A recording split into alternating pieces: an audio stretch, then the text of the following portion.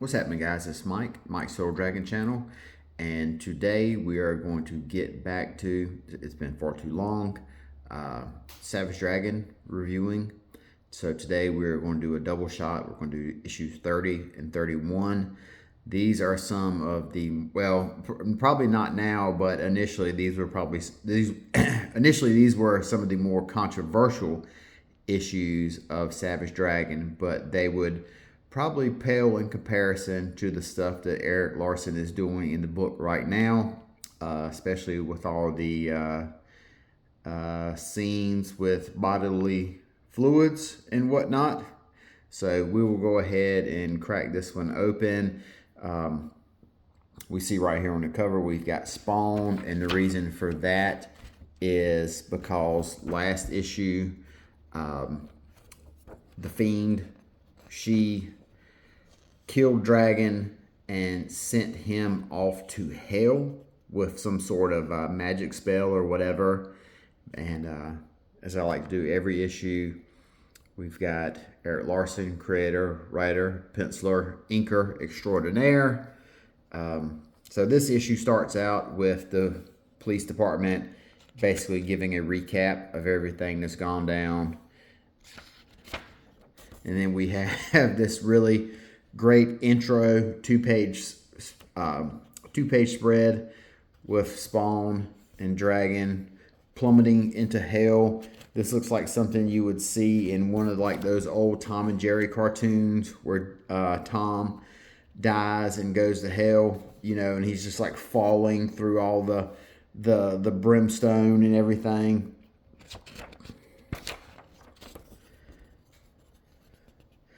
Dragon crash lands in hell, and he really,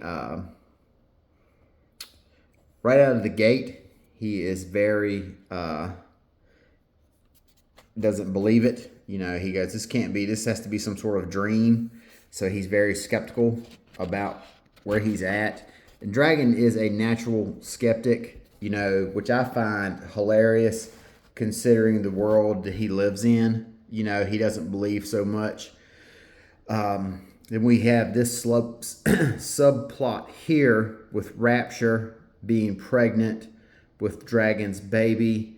She's consulting the doctor, and the doctor says, look, you know, you might want to consider having an abortion. Your baby is going to be superhuman like the dragon, and he very well could punch a hole in you. He could very well could kick a hole in you while he's, you know, just a fetus or whatever. He's in your stomach. Rapture says, no, I can't bring myself to do that. And the doctor, he says, you know, I thought Dragon was sterile. Now this point here, this is something that gets paid off later on. The Dragon, his possibly being sterile, that's something they touch back on again later. So Dragon, he is, and him and Spawn, they're in hell, and there is all these hands reaching up, and like Dragon says, a big pit of the damned writhing in agony. It's a very nice touch. And this is the guy who was originally in the Overlord armor. So he's here, and he's burning in hell. He calls out the Dragon. And then we see Debbie's mom, and she's basically talking to this guy who's the one who helped her put the spell on Dragon, or banish him to this hell dimension or whatever. And he tells him, you didn't actually kill him. You just sent him to hell. He's not dead. He's just alive in hell. And she's really pissed off about that. So Spawn and Dragon have some more conversation. And of course, Dragon, he's not one to get caught up in theatrics of Spawn. You know, he's not one for, as we've seen, he's not one for super heroics, all the monologuing and everything. This is Dragon's co-police, what would you say? Co-officer, fellow police officer or whatever. And he's visiting one of his other police officers. And his police officer buddy tells him that he's got AIDS. I'm going to die. Now, this book took place in the 90s when the AIDS pandemic was, really, not to say that it's a walk in the park now, but back then it was basically considered a death sentence, So things have changed and, medicine has kind of advanced. But this guy here, he tells Howard, he's like, look, I'm dying to have AIDS. I want Dragon's blood. I know it has a healing factor and it will save me. And he goes, well, yeah, it might turn you into some kind of freak like him. He says, I'm willing to take that chance. So we cut back to more of Spawn and Dragon arguing while they're in hell. Dragon's very glib about this whole situation. He doesn't pay it a whole lot of mind. We got this pin up here of Dart.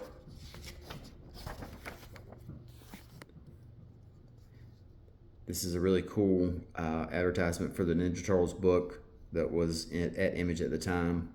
This whole run is collected under the trade paperback called Urban Legends. So if you ever get a chance and you're interested in reading it, pick up that trade paperback. It's a lot easier than hunting down the individual issues. But Spawn here, this is a really great headshot that Larson does of Spawn. And Spawn is basically giving him a redub of his origin. I died. I told the devil I would serve him if he brought me back. However, he brought me back looking like chopped beef. So, blah, blah, blah. And Dragon, he goes, nice yarn. Bravo. I'm practically blubbering over here. It's going to make a hell of a movie. So, it doesn't matter what it comes Dragon's way. He just does not believe any of this or whatever. He just is so skeptical about everything. He doesn't believe that he's in hell or anything. Then we get back to this earlier subplot with this guy who was dating Alex, and he comes up to her and tells her that he's met someone else, and he's ready to move on, and it's going to be hard on her that he's moving on. And Alex just tells him, she says, look, dude, I haven't seen you in months. You really pissed me off, and I don't care to be around you anymore. I don't know why you're making this big scene. And she kind of storms off. So the Fiend confronts Dragon in hell. He doesn't believe anything's going on. He says right here, I'm dreaming.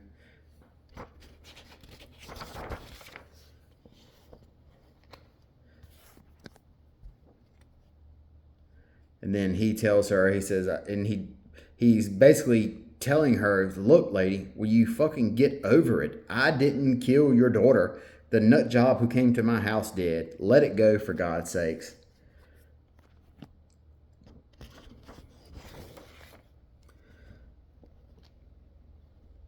Dragon, Overlord is brought back to life by the Fiend.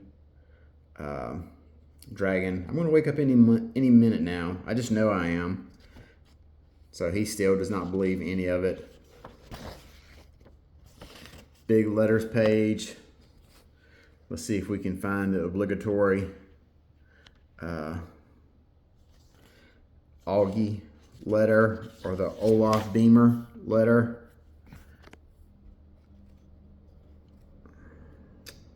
They have a letter in every page, these two guys. These two guys, Augie and this other guy, Olaf Beamer, they're habitual letter writers.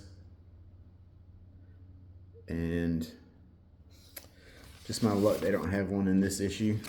But then we have this last page here. This is kind of like a ripoff, or not really a ripoff, but it's basically a page out of the official handbook of the Marvel Universe. This is how they used to list their characters: name, real name, all this other stuff. This is where Larson cribbed this from. So it's not really a ripoff. It's just kind of like a homage to those books. So that was issue number 30. And then up next, we've got issue 31, The God versus the Devil. So we pick up where we left off. The Fiend's grown more powerful. That's why she's all big and bloated right here. She wants Overlord. Go ahead and kill him.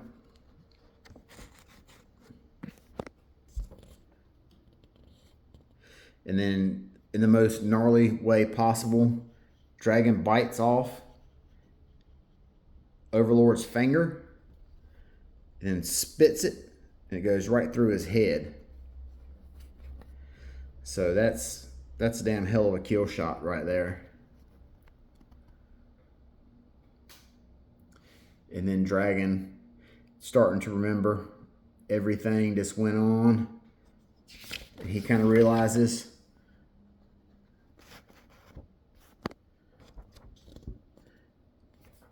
that this is not Debbie's mother. He's put two and two together. This is Arnold, the guy who shot Debbie. So it's another soul that has become, host to the Fiend, or whatever you want to call it. And Arnold's just another insane person who blames Dragon for everything that happened to him, even though he's the one who was the one who pulled the trigger. So this is kind of a nice switch.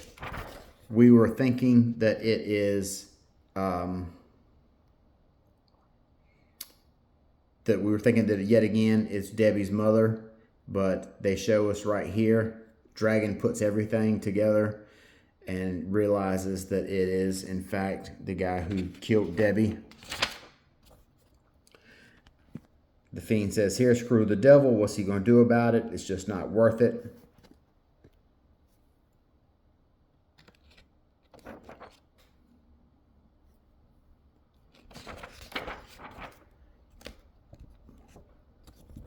And then all of a sudden the devil shows up. And of course, Dragon still has yet to believe. Cool special effects. I give it 2 thumbs up. So he's so Dragon, that is. And then God shows up on the scene. "I won't release them, not without a fight." But Dragon just refuses to believe so much of this, so much that it's almost, it's absurd that how much he doesn't want to believe in it. It's kind of like when you rewatch old X-Files episodes and Scully just refuses to believe there's an aliens month in, or episode in, episode out. Then we have this little parody right here of a Captain America comic. God busts in. Hitler's got Jesus up on the cross. Yeah, this would definitely be wild today. But yeah, Dragon, his refusal to believe anything that's going on is just hilarious at this point. And then we have this page here, which was a very hot button page back in the day.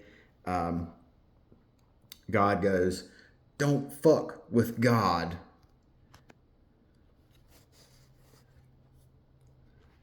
Dragon has a conversation with God, and like I says, this whole thing is some stupid dream I'm having. I keep getting caught up in it. Man created God. Everyone knows that. Hades was a garbage dump, and sinning was supposed to be like burning there. It's not a real place. Man created all of this. God tells him, "Man is more powerful than you know. You have realized but a fraction of what every man is capable of." But, so basically they have, kind of conversation here. And Dragon says, I'm after some meaning of life stuff. Tell me which is the one true religion. What's the right one to follow? God says, all of them and none of them. Dragon goes, that's crap. What happens to a guy when he dies? Whatever he believes happened. So basically he's talking to God, and God's not giving him any hard answers. He's giving him kind of the runaround, I guess you would say. God sentences the fiend to hell.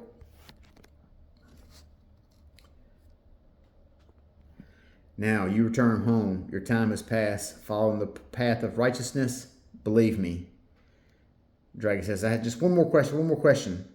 Where did I come from? God says, your parents conceived you. So yet another cop-out question from God.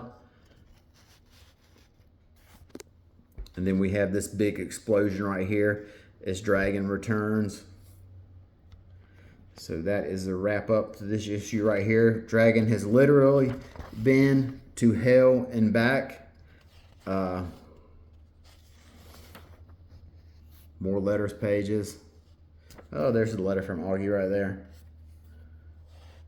who actually has a YouTube channel, and he talks a lot about, he has a lot about European comics, and also I believe it's pronounced Asterek, the cartoonish looking barbarian.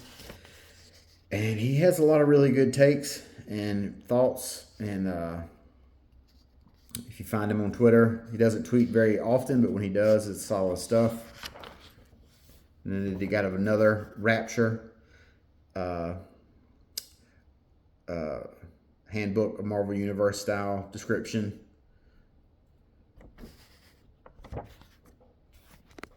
So that is issue 31 of Savage Dragon and issue 30. So we've got these two in the can. Finally got around back to Savage Dragon. I've been doing a lot of other books talking about them. I don't do Savage Dragon as often as I should because it's very, not a lot of people read it. So not a lot of people are really inclined to find out more about it. But I don't care. I still like Dragon, and I still read it now. So I need to pick up the pace on my Savage Dragon recaps. But until next time, you guys take care of yourselves. Talk to you later. Bye-bye.